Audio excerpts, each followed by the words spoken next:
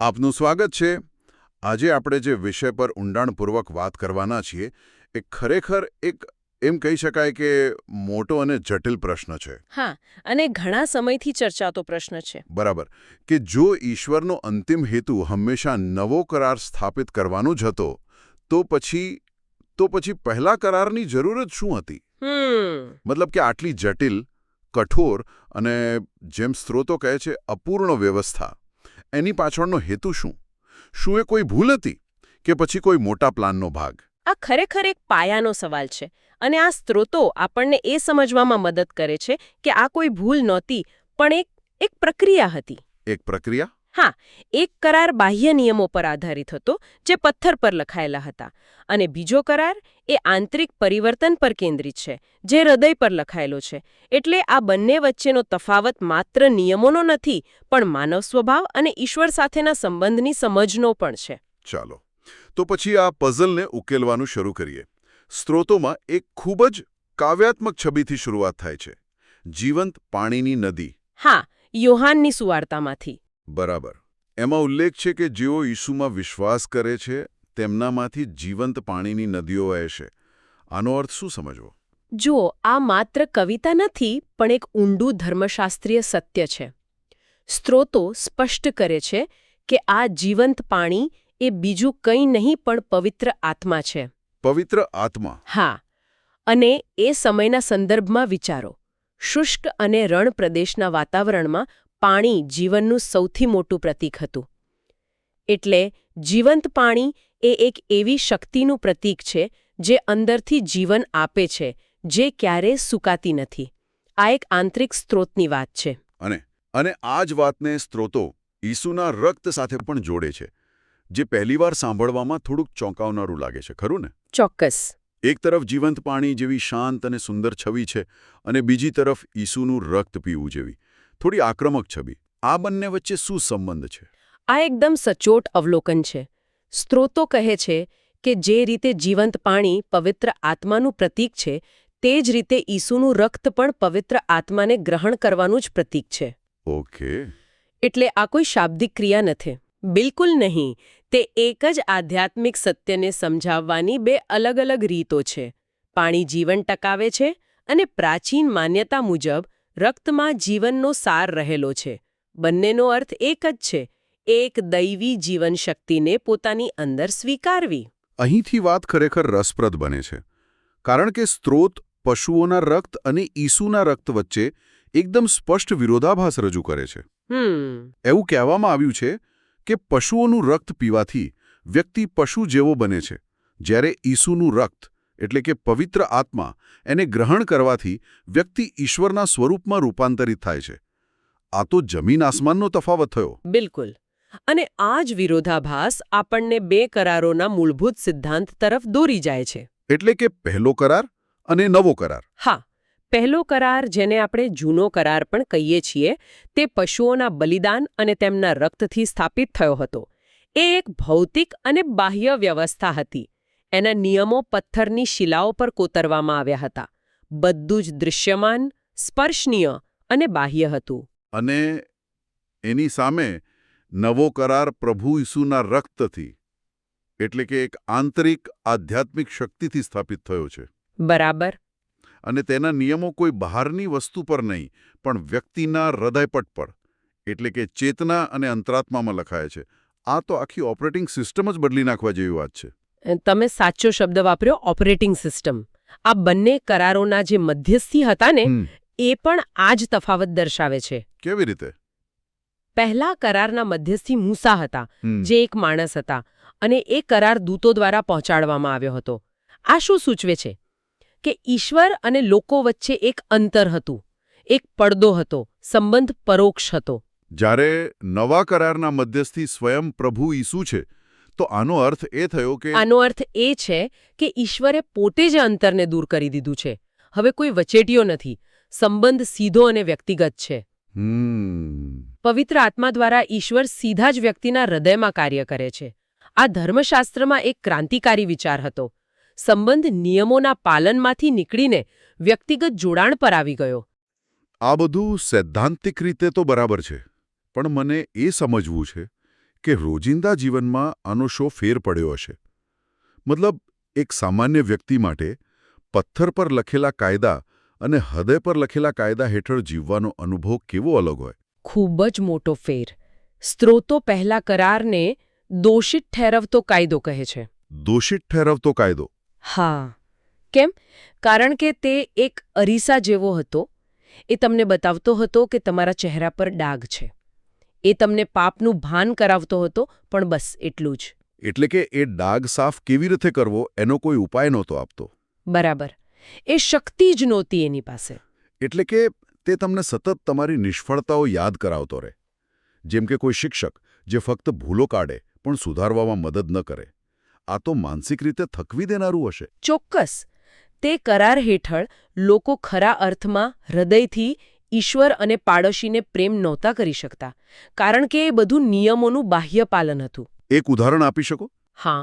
જેમ કે તમે કોઈની હત્યા ન કરો એ કાયદો હતો, પણ મનમાં તેના પ્રત્યે ગુસ્સો અને નફરત રાખી શકો.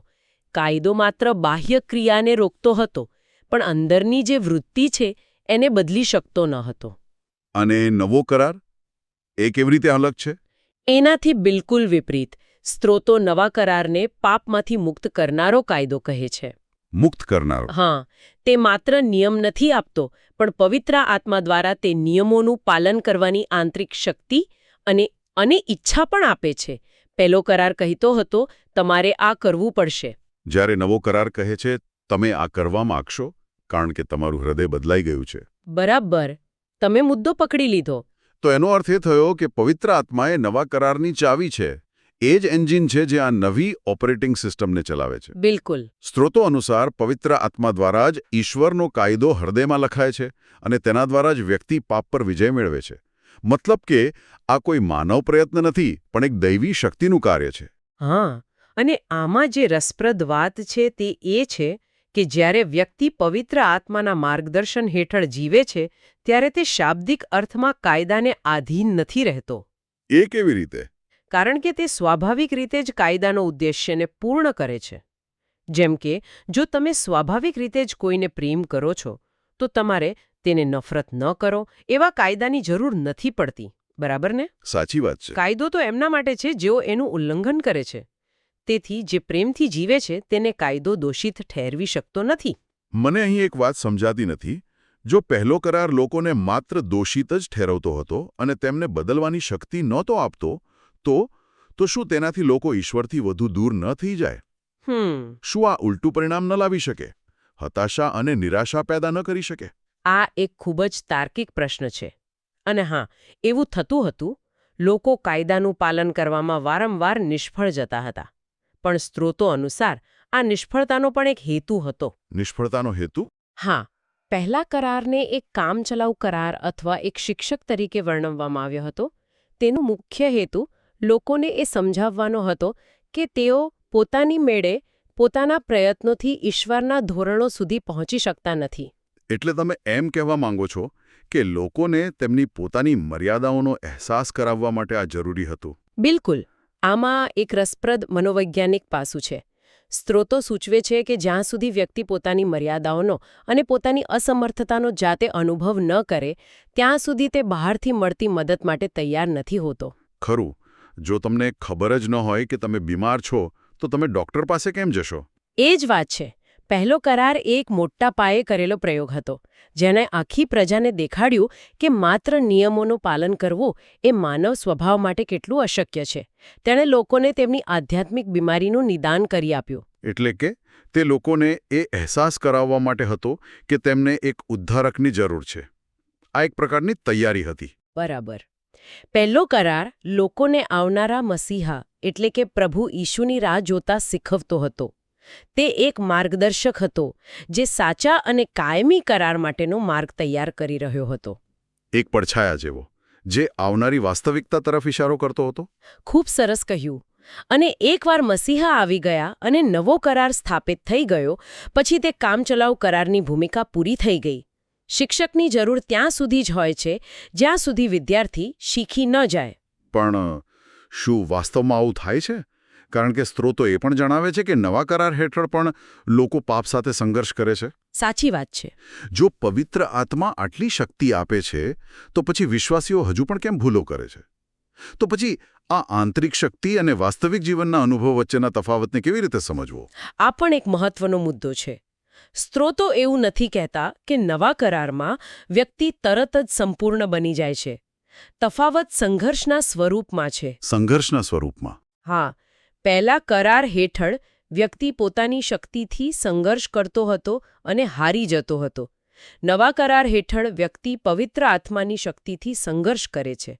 હાર અને જીત બંને શક્ય છે, પણ હવે તેની પાસે એક એવો આંતરિક સ્ત્રોત છે જે પહેલા નહોતો. તે નિષ્ફળતામાંથી ઊભા થવાની, માફી માંગવાની અને ફરીથી પ્રયાસ કરવાની શક્તિ આપે છે. એટલે કે સંબંધ પ્રદર્શન પર નહીં પણ કૃપા પર આધારિત છે. એટલે કે પહેલા કરારમાં નિષ્ફળતાનો અર્થ હતો સજા અને દોષ, જ્યારે નવા કરારમાં નિષ્ફળતાએ શીખવાની અને ઈશ્વરની કૃપા પર વધુ નિર્ભર રહેવાની તક બની શકે છે. તમે તેને ખૂબ સરસ રીતે સારાંશ આપ્યો. પરિવર્તન હું શું કરું છું માંથી હું કોણ છું તરફનું છે. પહેલા કરારમાં ઓળખ કાર્યો પર આધારિત હતી. નવા કરારમાં ઓળખ ઈશ્વર સાથેના સંબંધ પર આધારિત છે. આથી જ તે મુક્ત કરનારો કાયદો છે. બરાબર. તે તમને સંપૂર્ણ બનવાના દબાણમાંથી મુક્ત કરે છે અને પ્રેમભર્યા સંબંધમાં વિકસવાની સ્વતંત્રતા આપે છે. તો આ સમગ્ર ચર્ચાનો સાર કાઢીએ તો આપણે એક મોટા પરિવર્તનની વાત કરી રહ્યા છીએ. આ માત્ર નિયમોના એક સેટને બીજા સાથે બદલવાની વાત નથી. ના, બિલકુલ નહીં. આ તો આખી સિસ્ટમનું અપગ્રેડ છે. એક તરફ પથ્થર પર લખાયેલો બાહ્ય કાયદો હતો, જે દોષ અને સજા પર કેન્દ્રિત હતો અને જે માનવ પ્રયત્નો પર નિર્ભર હતો. અને બીજી તરફ હૃદયમાં લખાયેલો આંતરિક કાયદો છે, જે પવિત્ર આત્મા દ્વારા જીવન અને મુક્તિ આપે છે અને જે ઈશ્વરની શક્તિ પર નિર્ભર છે. તે ખરેખર નિયમ પાલનથી સંબંધમાં પરિવર્તન છે. હા, બાહ્ય ફરજમાંથી આંતરિક ઈચ્છા તરફની યાત્રા. આ ખરેખર ગહન વિચાર છે. એનો અર્થ એ કે નૈતિકતા એ કોઈ બહારથી લાદવામાં આવેલી વસ્તુ નથી, પણ આપણી અંદરથી જ ઉદ્ભવતી બાબત છે. આજના સમાજ માટે પણ આ બહુ મોટી વાત છે. આ વિશ્લેષણના અંતે ચાલો શ્રોતાઓ માટે એક વિચાર મૂકીએ. સ્ત્રોતોમાં એક ખૂબ જ રસપ્રદ અને એમ કહું તો લગભગ ક્રાંતિકારી વાત કહેવાય છે. કઈ વાત? નવા કરાર હેઠળ કોઈને બીજાને પ્રભુને જાણો એવું શીખવવાની જરૂર નહીં પડે, કારણ કે નાનાથી મોટા સુધીના બધા તેમને જાણશે. આનો અર્થ એ છે કે ઈશ્વર સાથેનો સંબંધ અત્યંત વ્યક્તિગત અને સીધો બનશે. હા, અને આના પરથી એક ઊંડો પ્રશ્ન ઉદ્ભવે છે, જે આજે પણ એટલો જ પ્રાસંગિક છે. કયો પ્રશ્ન? જો ઈશ્વરનો કાયદો ખરેખર પવિત્ર આત્મા દ્વારા દરેક વિશ્વાસીના હૃદયમાં લખાયેલો હોય અને ઈશ્વરનું જ્ઞાન આટલું સીધું અને વ્યક્તિગત હોય, તો પછી વ્યક્તિગત જવાબદારીના સ્વરૂપ અને વિશ્વાસીના જીવનમાં બાહ્ય ધાર્મિક સંસ્થાઓ, પરંપરાઓ અને માનવ આગેવાનોની ભૂમિકા વિશે તે શું સૂચિત કરે છે? મતલબ કે આ આંતરિક માર્ગદર્શન અને બાહ્ય માળખા વચ્ચે સંતુલન કેવી રીતે જાળવવું, વિચારવા જેવો પ્રશ્ન છે.